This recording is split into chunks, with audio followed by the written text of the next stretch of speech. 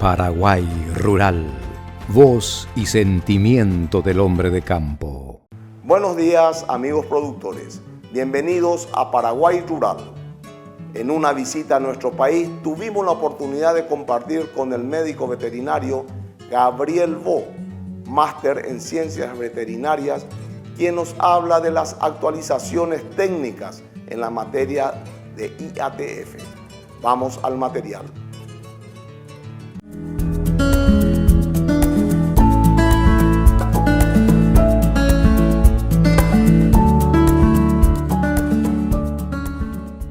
Estamos en compañía del doctor Gabriel Bo, quien nos comentará la actualización sobre los protocolos principales de la IATF. ¿Qué tal, Gabriel? Un placer tenerte con nosotros. ¿Qué tal? Un gusto. Muchas gracias por invitarme. Y bueno, los protocolos de IATF hoy ya son una realidad en toda la región, tanto en Paraguay como en Argentina, como en Brasil y Uruguay.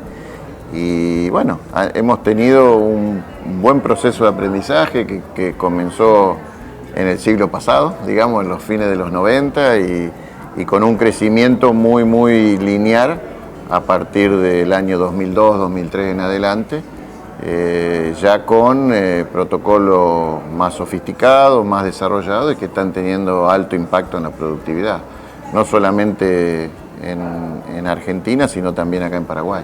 ¿En qué consiste este protocolo, doctor? La idea del protocolo, hay dos cosas. Por un lado, mucha gente cuando piensa en la inseminación artificial, y está bien, piensa en el mejoramiento genético. Pero por el otro lado, la herramienta IATF, el plus, digamos, que tiene la herramienta IATF es que no solamente es la posibilidad de incorporar genética, inclusive de incorporar genética que de otra manera no se podría incorporar, como es el caso de incorporar genética Bos taurus en campos donde a lo mejor un toro Angus no podría desarrollarse, sino también la potencia que tienen estos protocolos para combatir uno de los mayores problemas que tenemos nosotros en la productividad. Si nosotros hablamos de cuál es el mayor problema que tenemos en la región, y Paraguay tiene ese problema, es la baja tasa de destete. ¿A qué se debe a la baja tasa de destete? Principalmente a que las vacas no quedan preñadas enseguida después de parir. Entonces tenemos un intervalo entre partos muy largo. Estos protocolos te permiten, a través del uso de una combinación de hormonas, que son las mismas que usa la vaca, adelantar esa ciclicidad de la vaca para tener una mayor, principalmente aumentar lo que llamamos la cabecera de parición. Entonces se pueden tener altas tasas de preñez en periodos cortos de tiempo, combinando la IATF con un servicio con toro. Entonces uno puede llegar a tener buenas tasas de preñez en un periodo de 90 a 100 días, como hemos visto ya resultados de campos en Paraguay que vienen implementando esta tecnología ya hace varios años y que realmente vemos las mejoras que tiene. ¿Cuál es la etapa, digamos, la duración para volver a preñar a la vaca? ¿Cuál es lo ideal? En general las vacas, después que paren, van a tener un periodo de que el útero se tiene que volver a acomodar, que se llama periodo de involución uterina, que es más o menos 30 días. Y después de los 30 días vamos a tener un periodo muy variable que va a estar directamente relacionado con la condición corporal al parto, hasta que la vaca comience a mostrar celo y esté en condiciones de preñarse. Ese periodo, si la vaca está en buenas condiciones, pare con buena condición corporal, no es más a 60 días. Si la vaca pare con menor condición corporal, puede llevar a 120 días. O hay algunos trabajos que se han hecho que hay vacas que han tardado hasta 6 meses en llegar. Y nosotros, para tener el mayor uso eficiente del recurso nuestro, que es la pastura, nosotros tenemos que tener un intervalo entre partos de 365 días, o sea que la vaca tenga un ternero todos los años. Para eso, todas las vacas se tienen que preñar dentro de los 85 días posparto. Entonces, si la vaca tiene un periodo de anestro muy largo, no va a preñarse dentro de los 85 días. Entonces, lo ideal es decir, bueno, cuando mis vacas están ya con 40 días posparto, puedo empezar a utilizar estos tratamientos hormonales para que preñara estas vacas al principio entre los 60 y 70 días, y la que no se preñe, que ya empiece a ciclar para que después o la preño yo con una nueva inseminación o se preña con los toros. Entonces ese es el tema, ¿no? Es darle el puntapié inicial al servicio para poder tener mucha tasa de preñez al principio del servicio. Esto debe ir acompañado también de un buen manejo nutricional, un buen manejo sanitario. Nada es milagroso. Y las hormonas no son milagrosas, porque nosotros usamos las mismas hormonas que produce la vaca. Ahora que hay tanta discusión acá en Paraguay con respecto a los europeos y demás, también lo vamos a hablar cómo es el tema, pero si uno aplica un tratamiento hormonal y no lo acompaña con un manejo nutricional, y si no tenés un buen programa sanitario, todo lo que hiciste o todo lo que intentás hacer con la inseminación lo vas a perder porque las vacas te abortan. Entonces, lógicamente, es un proceso de aprendizaje en el cual tiene que estar incorporado el profesional, tiene que estar incorporado el dueño de la estancia, el personal. Las vacas tenemos que empezar a aprender a suplementar los animales, tenemos que aprender a tratar de que las vacas paran con una buena condición corporal, manejar la identificación individual de las vacas, es decir, son muchas cosas que se inician con la IATF. Entonces la IATF es el punto de partida para después empezar a hacer un montón de cosas que son necesarias para realmente tener una mejor productividad. Y eso también, doctor, diríamos, ¿hay un solo proceso o hay varios procesos de...? Son varios procesos, por eso, bueno, yo creo que hoy el veterinario moderno no solamente tiene que ser el que palpa las vacas, sino que hoy el que insemina las vacas. El veterinario moderno tiene que estar metido no solamente en el proceso de la inseminación propiamente dicho, sino que tiene que estar metido en el proceso de la planificación, tiene que trabajar con el ingeniero agrónomo en la planificación forrajera. Tenemos que, por ejemplo, uno de los problemas que yo sé que hay en Paraguay es el tiempo que le lleva a las vaquillas para empezar a ciclar. Todavía hay campos en el Paraguay que las vaquillas recién se preñan con 36 meses. Si vos tenés vaquillas que recién se preñan con 36 meses, el 41% de tu estancia está dedicado a animales que no producen nada. Porque tenés las destetadas, las de 1 año, las de 2 años y las de 3 años hasta que se preñen. Entonces, casi el 50% de tu rodeo es improductivo. Si vos disminuís esa categoría a un servicio de 24 meses, ya te sacás un buen número de animales que lo podés aprovechar con vacas preñadas. Y si después vos haces lo que vimos en varias charlas que se están haciendo ahora en Brasil, donde ya con vaquillas Nelor están inseminando con 15 meses, vos aumentás mucho más la producción. Entonces, en el mismo lugar que vos antes tenías 500 vacas de cría, ahora podés tener 700. Y eso indudablemente se traduce en ganancias en kilos de carne, en productividad y en dinero.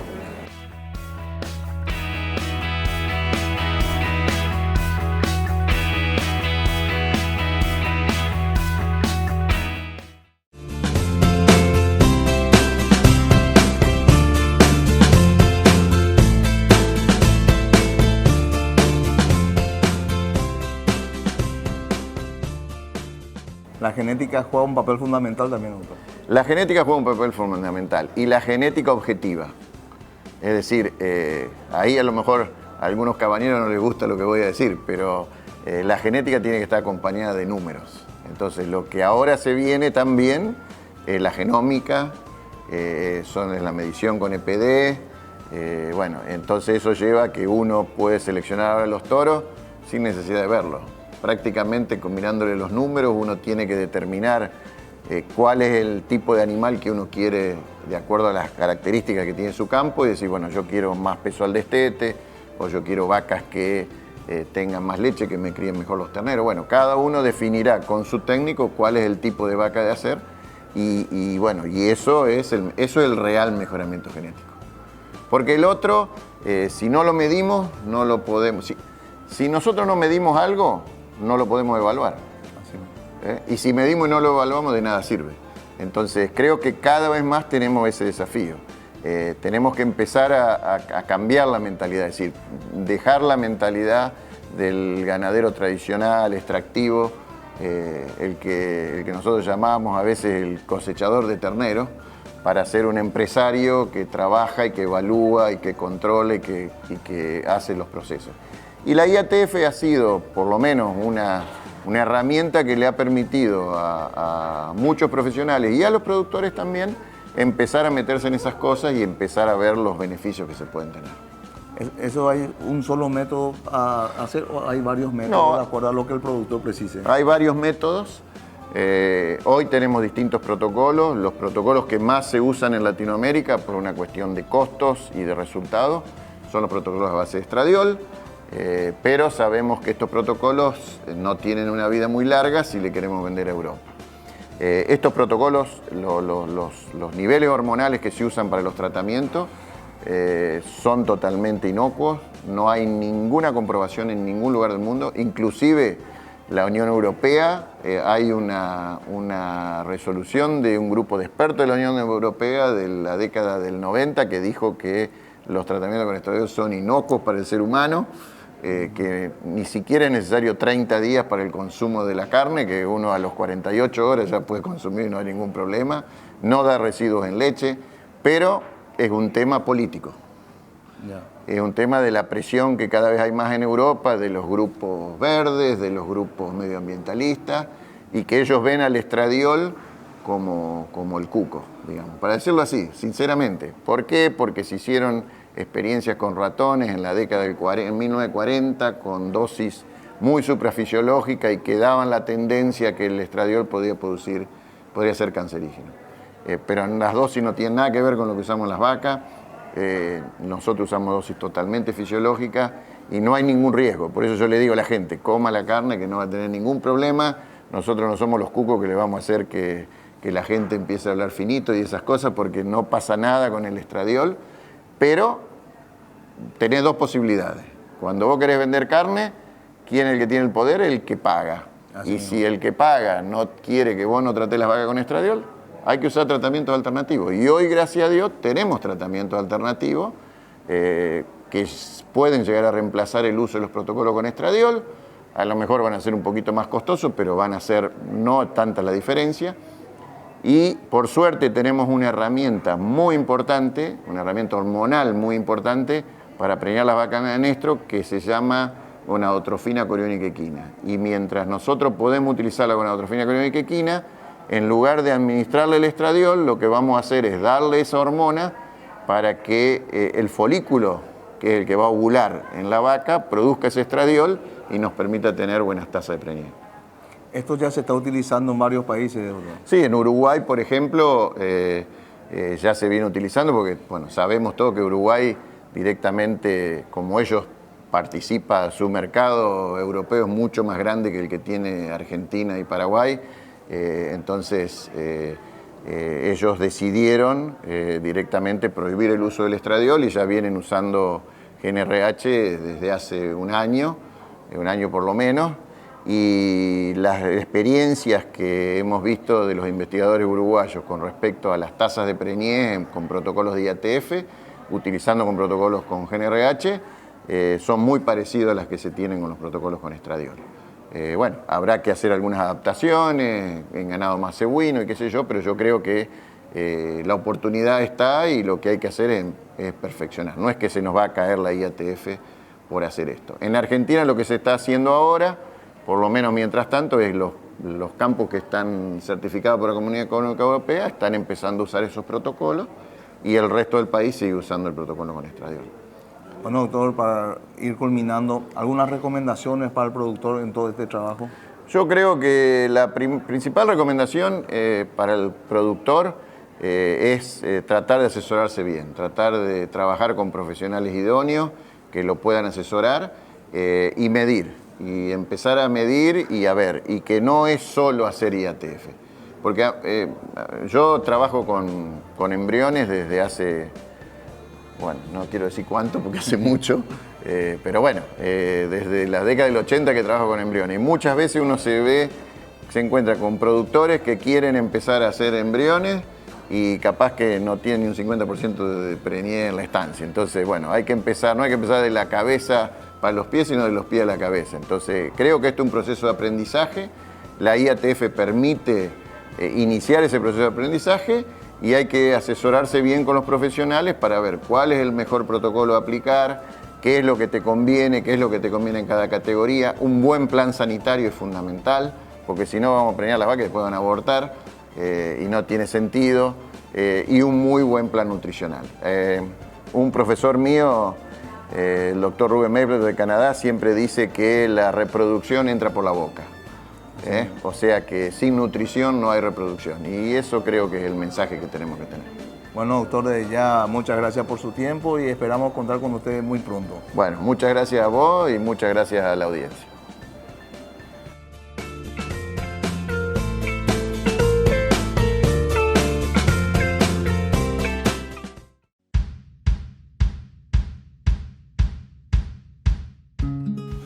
Sean todos bienvenidos a nuestro bloque informativo de Paraguay Rural para el Mundo. Soy Elisa Guanes y estas son las noticias más resaltantes.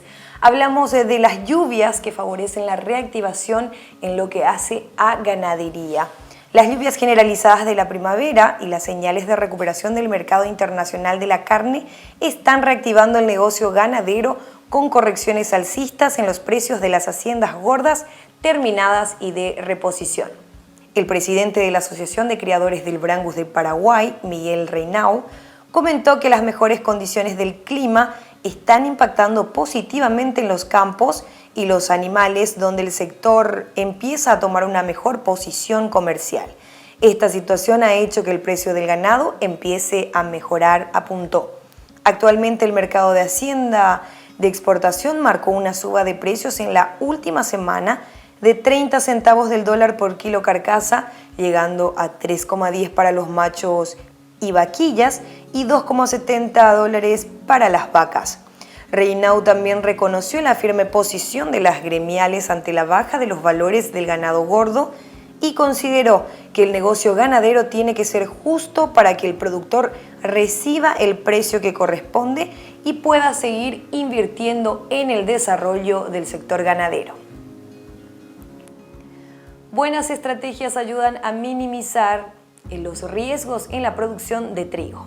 Miguel Portal, productor de la zona de Fran, departamento de Itapúa, comentó que pese a los factores negativos ligados a la producción de trigo nacional, muchos productores siguen optando por este rubro, pero con una estrategia diferenciada para así alcanzar los mejores rendimientos. En este sentido, indicó que implementó una estrategia en la cual logró minimizar los riesgos de producción del trigo y consistió en escalonar la siembra en 3 periodos, uno en abril y los 2 restantes en mayo. Explicó que el primer lote sembrado fue afectado por la aparición de enfermedades de la espiga como resultado de las altas temperaturas y grandes lluvias.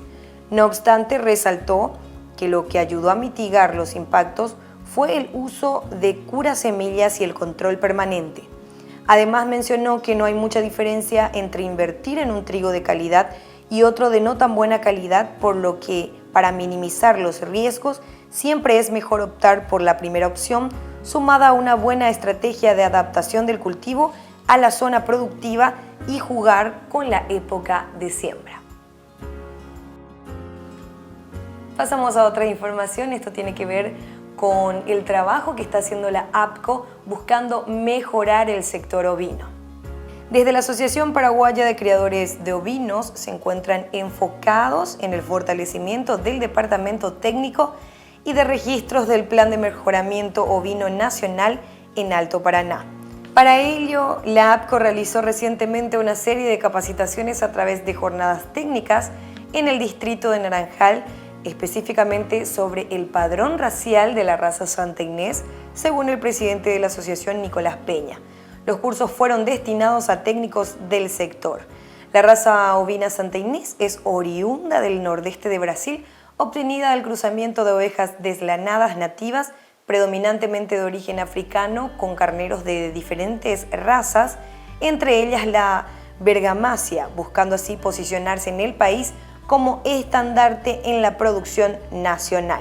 Desde hace tiempo el complejo ovino viene buscando mayores canales de comercialización de forma directa y sin intermediarios, de modo que la industria pueda sostenerse, puesto que este sector no tiene un frigorífico.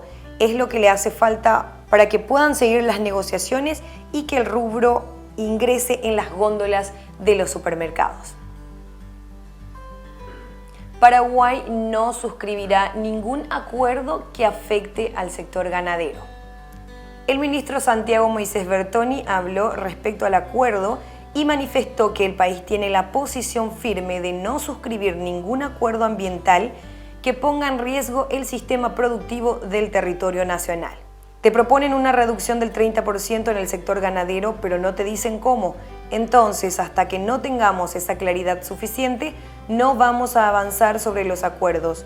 Una de las alternativas podría ser la reducción del hato ganadero, señaló. Primero, Paraguay es un país que no emite y no tiene gases de efecto invernadero y no tiene sentido hacer un compromiso sobre un problema que no creamos nosotros. Paraguay emite 0,9% de gases de efecto invernadero, por eso no vemos por qué tendríamos que unirnos si prácticamente no estamos emitiendo, enfatizó Bertoni.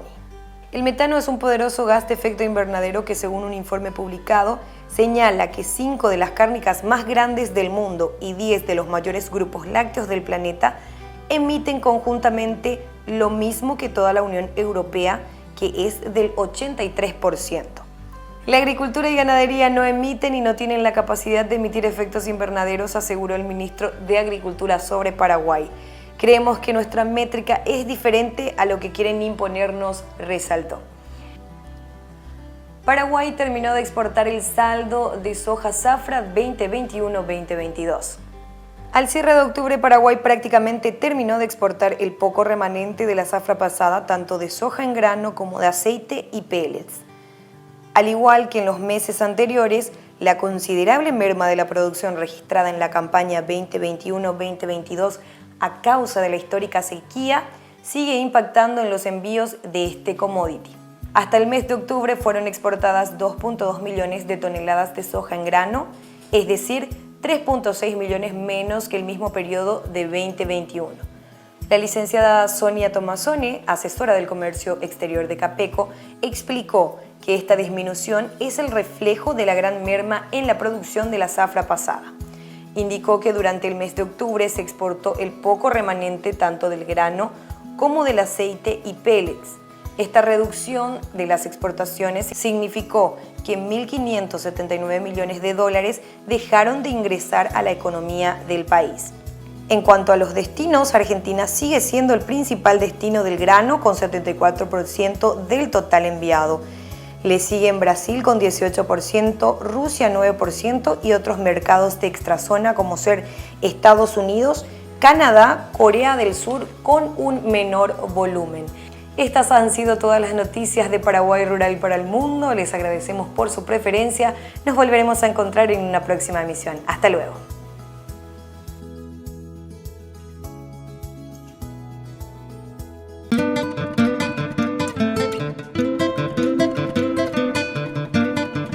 Llegamos al final de nuestro programa. Agradecemos su atención y preferencia y lo invitamos a seguir siendo parte de la programación de Canal Rural. Tengan ustedes un muy buen resto de jornada. Paraguay Rural, voz y sentimiento del hombre de campo.